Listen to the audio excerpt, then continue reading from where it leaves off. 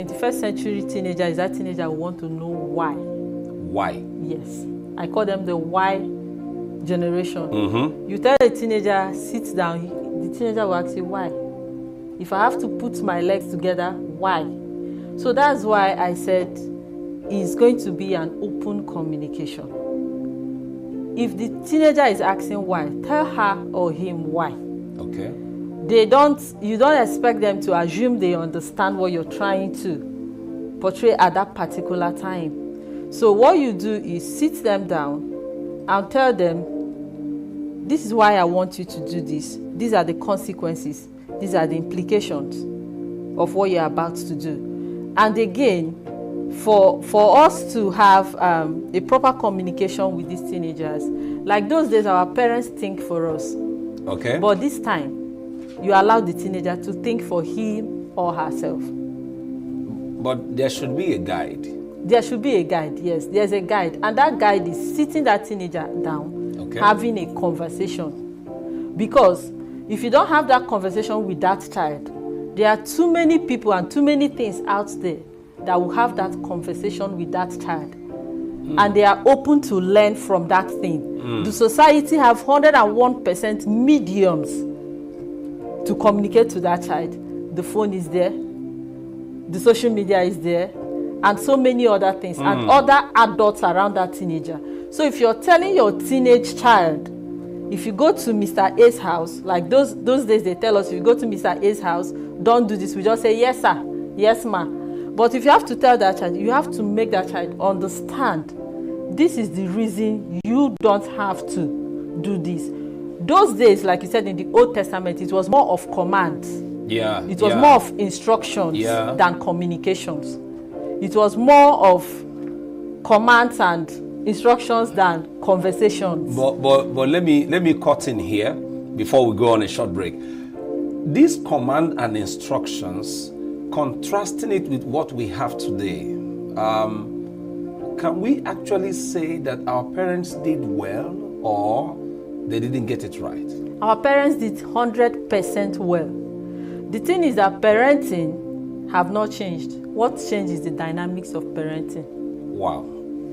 Can you repeat that again, please? I said parenting have not changed. Yeah. What changed is the dynamics of parenting.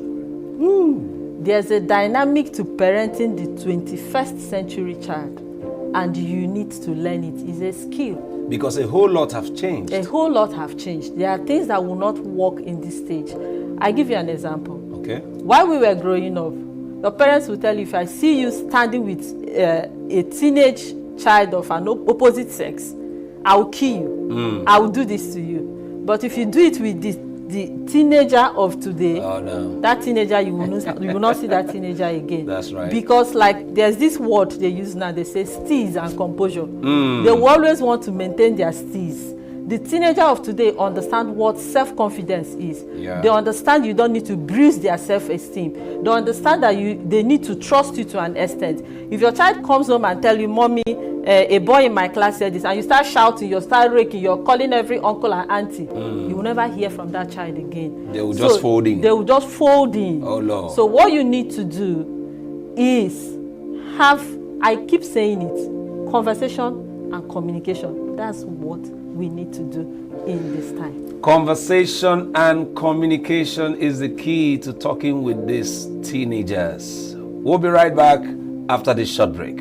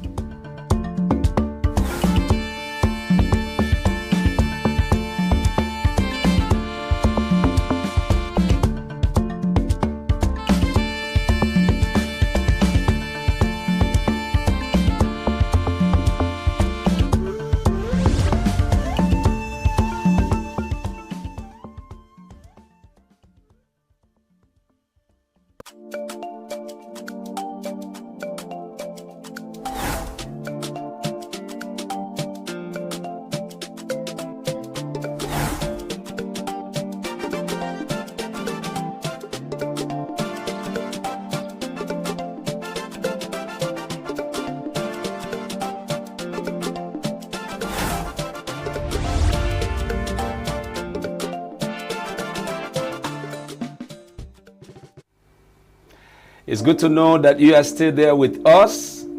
This is Gospel Lounge, and I am here with my friend Ifeoma Nwato, talking about issues that concerns the teens. Before we went on the short break, I heard you were saying something about the differences between the teens of the past and this 21st century. Of course. Now, while you were talking, you said something about the social media. Permit me to tailor this question this way. Who is responsible for the teens?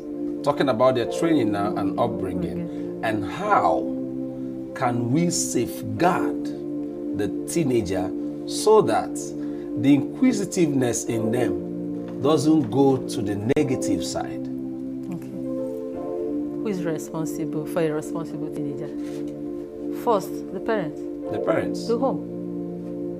Charity begins at home. Charity begins at home. The home. Okay. The parents, the home is the first social group a child will have.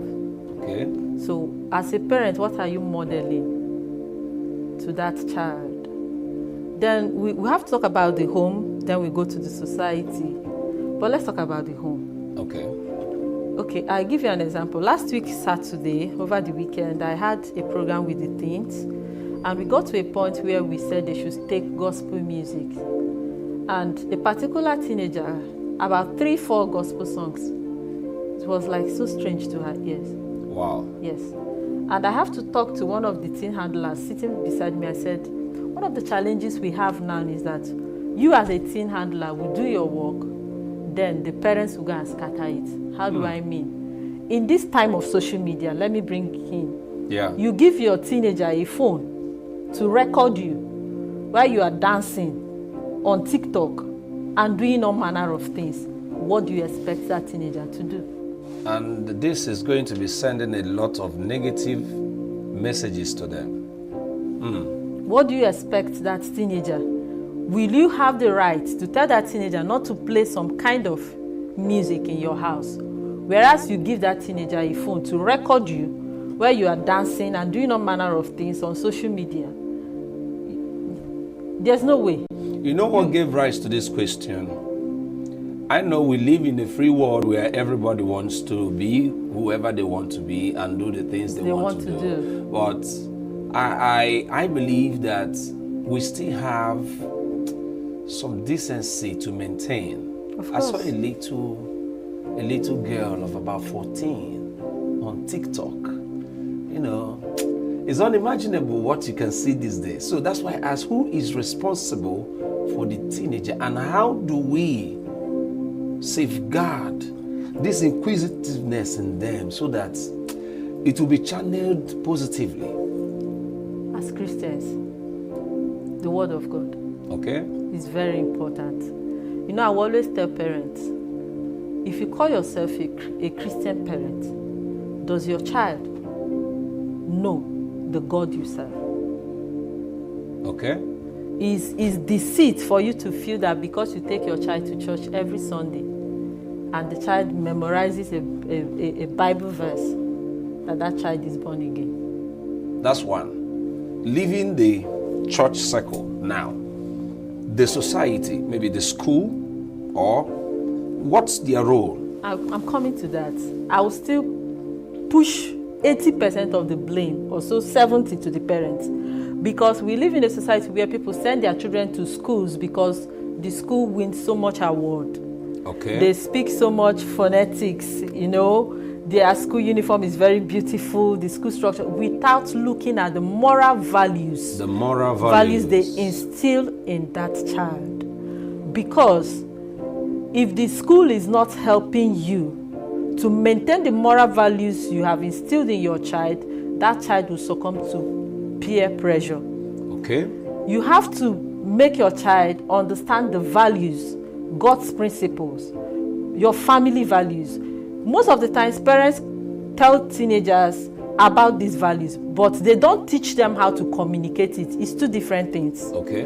A teenager should be able to communicate his or her values to her peers, so that when he or she meets a child who have a contrary a contradicting values to the one you have from home, that teenager will not align with that person. The teenager will only align with those who have the same values with them. So the values you instill in a teenager should be an embodiment. It's something they carry everywhere. Yeah. It's non-negotiable. Okay. So the school has a part to play. Before you send that child to school, understand how much moral values does they instill in. Very important. What are the disciplinary measures they take for certain vices? Because they must be there.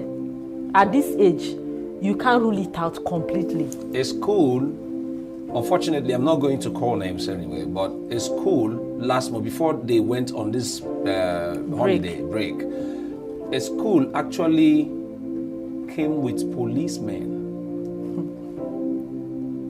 Okay, a parent came to a school with policemen to arrest the principal for disciplining a child. I want to know if this is right. A lot of people might have their different opinions, say don't flog a child on this, but I'm talking about these disciplinary measures that should be on ground to check these things. Do you encourage these measures to still be on? What would the government do about this? Are we supposed to have regulations over this? Of course. There should be regulations. You know, I believe in disciplining a child. But there's a difference between disciplining a child and meeting wickedness on that child. That's an abuse. Yes, that's an abuse. But if in a school setting like we are talking about, it is all shades of wrong. Well, in quote anyway, I don't know what actually was the incident that led the parent to bring a policeman or police to the school. The two young people, they fought in class. They fought. And one had to wound the other. So both of them were flogged. Okay. But both were flogged. Both were flogged for fighting. Okay? But one, it didn't enter well. So they had to reinforce and come back. Why would you flog my child? That's the problem. That's wrong. To me, it is wrong. Because if the school did not overflog the child, if the child was not overflogged, I don't think it should be a police case. Okay. What the parents should have done is maybe we don't flog this child at home. Okay. If the school is a school that believes that flogging a child is a way of disciplining a child, please, can you give this child another punishment and not flogging? But if the child was abused, like maybe there were so much bruises from the flogging and all of that, I think it is very wrong. I'm not an advocate of flogging a child, but there are other disciplinary measures you can use on a teenager to correct that teenager. But I don't think it's a case that should go to the police. The parents would have had a conversation with the school and maybe work out something. But you know, in a secondary setting, fighting is more like a normal thing that happens every day. You see parents telling their child, if somebody hits you back, because of the high rate of bullying. Like I said, when you're trying to enroll a child in the school, please do your due diligence, do your research. How does this school handle the case of bullying? Because there are some schools that don't handle it well. They bully a child and the school is a normal thing. Yes, it looks like normal thing, but it's abnormal to bully a child. So you find out how does they handle bullying, because most of these things that happens and it ends up and resulting in a fight is when parents tell their children, fight back. If they bully you, fight back. The child may not necessarily fight back physically, but there are things that child can do and still stand up for his or her rights. This is so wonderful, and I believe you all are listening and getting so much from this conversation about the teens, their challenges and everything. Lastly, before I let you go, the Gen Z project is real. Very. But I am looking for a balance. I'm looking for a balance. It's real. Very. These young people are so adventurous. Very, very. And what they are exposed to is way beyond thoughts. Of course. So now, I want you to please help us. What are we supposed to do, especially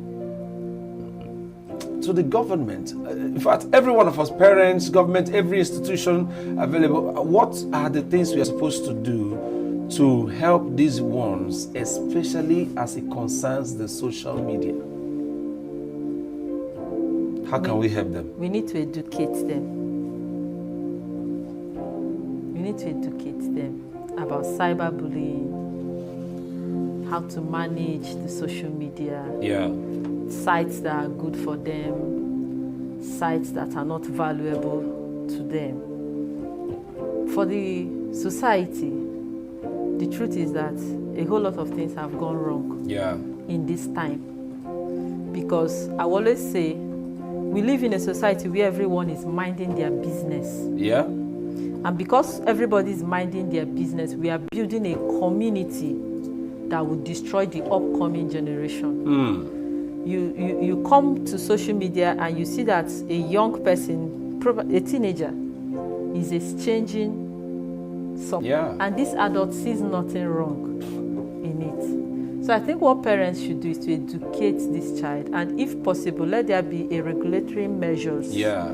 If we can censor some things, if you're giving your teenage child a phone, you monitor what and what they do. I always tell parents, if possible, you can connect your mail to the phone. From time to time, try and find out what sites they visit, what do they do. Check out the